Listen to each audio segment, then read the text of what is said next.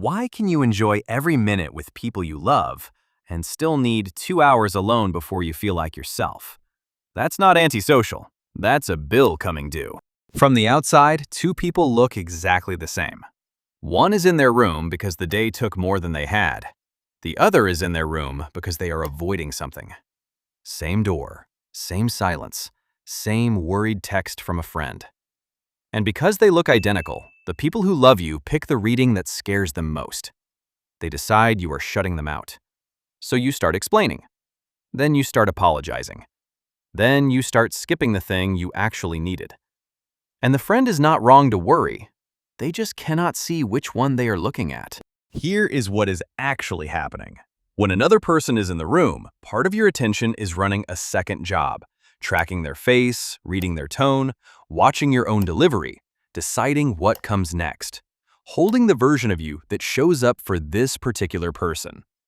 None of that switches off because the conversation is good. It runs on your best friend. It runs at a birthday party. It runs on the people you would take a bullet for. That is the part nobody separates. It is not that people drain you. It is that being perceived has a running cost, and the cost is charged whether you enjoyed yourself or not. But here is where it goes wrong, because there is a second thing that looks just like this, and it is not the same at all. Loneliness. And people collapse the two into one word, alone. They are opposites. One of them rebuilds you. The other one takes you apart slowly while you sit in the exact same chair. If you cannot tell which one you are in, you will either starve yourself of the good one or sink into the bad one and call it self-care. So here is the line between them. Solitude is chosen, and it has an end. You decided to be alone, and some part of you knows when it stops. Loneliness is imposed, and it has no end you can see. You did not pick it, and you cannot tell when it lifts. That difference is the whole thing. When you choose it and you know it ends, the monitoring shuts down and the repair starts. When it is imposed and open-ended, the monitoring never stops. It just turns around and points at you instead. Same empty room, completely different result. So take it on purpose. 3 rules. Give it an end before you start. An hour, not until I feel better. Announce it as a return, not an exit.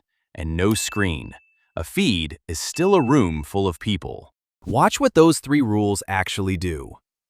An end time turns the alone time into solitude instead of drift. Your system knows it is temporary, so it lets go.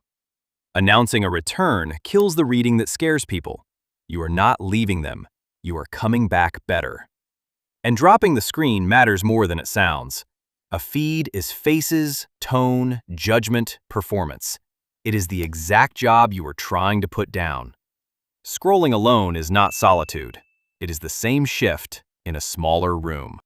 And once you can name it, the apologizing stops.